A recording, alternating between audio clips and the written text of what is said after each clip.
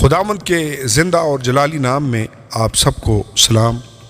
آج ہم اس ویڈیو میں اچھی اور پرسکون نیند کے لیے 3 باب کی تلاوت پڑھیں اور سنیں گے جو یقیناً آپ کے لیے اچھی اور پرسکون نیند کا باعث ہوگی۔ خداوند آپ سب کو بہت زیادہ برکات عطا کرے، آمین اور آمین۔ کلام مقدس پرانے عہد نامہ میں سے زبور کی کتاب، اس کا 27واں باب، حمد و ستائش کی دعا۔ خداوند میری روشنی اور میری نجات ہے، مجھے کس کی دہشت؟ خداوند میری زندگی کا پشتہ ہے، مجھے کس کی ہیبت؟ جب شریر یعنی میرے مخالف اور میرے دشمن میرا گوشت کھانے کو مجھ پر چڑھ آئے تو وہ ٹھوکر کھا کر گر پڑے۔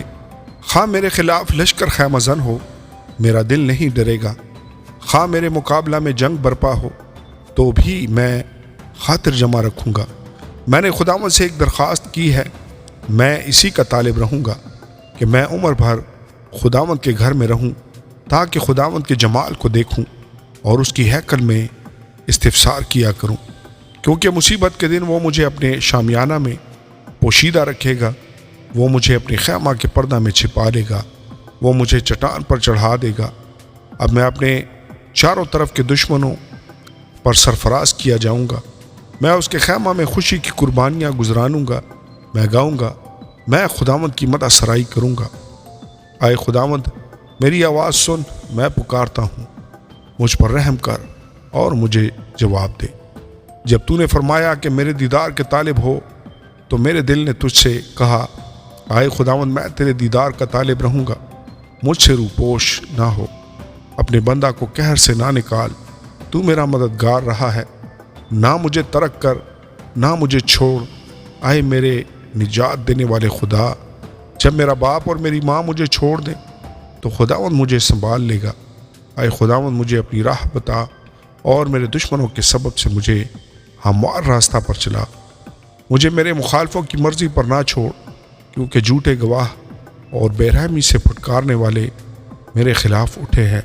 اگر مجھے یقین نہ ہوتا کہ زندوں کی زمین میں خداوند کے احسان کو دیکھوں گا تو مجھے غش آ جاتا۔ خداوند کی آس رکھ، مضبوط ہو اور تیرا دل قوی ہو۔ ہاں، خداوند ہی کی آس رکھ، آمین اور آمین۔ آج کا ہمارا دوسرا زبور جو یقیناً ہمارے لیے اچھی اور پرسکون نیند کا باعث ہوگا، میں آپ سے درخواست کروں گا یہ زبور ضرور پڑھیں اور سنیں۔ کلام مقدس پرانے عہد نامہ میں سے زبور کی کتاب، اس کا باب نمبر 91۔ خدا ہماری پناہ۔ جو حق تعالیٰ کے پردہ میں رہتا ہے وہ قادر مطلق کے سایہ میں سکونت کرے گا۔ میں خداوند کے بارے میں کہوں گا، وہی میری پناہ اور میرا گڑھ ہے۔ وہ میرا خدا ہے جس پر میرا توکل ہے، کیونکہ وہ تجھے سیاد کے پھندے سے اور مہلک وبا سے چھڑائے گا۔ وہ تجھے اپنے پروں سے چھپا لے گا اور تجھے اس کے بازوؤں کے نیچے پناہ ملے گی۔ اس کی سچائی ڈھال اور سپر ہے۔ تو نہ رات کی ہیبت سے ڈرے گا، نہ دن کو اڑنے والے تیر سے، نہ اس وبا سے جو اندھیرے میں چلتی ہے، نہ اس ہلاکت سے جو دوپہر کو ویران کرتی ہے۔ تیرے آس پاس 1000 گر جائیں گے اور تیرے دائنے ہاتھ کی طرف 10,000، لیکن وہ تیرے نزدیک نہ آئے گی۔ لیکن تو اپنی آنکھوں سے نگاہ کرے گا اور شریروں کے انجام کو دیکھے گا۔ پر تو اے خداوند میری پناہ ہے، تو نے حق تعالیٰ کو اپنا مسکن بنا لیا ہے۔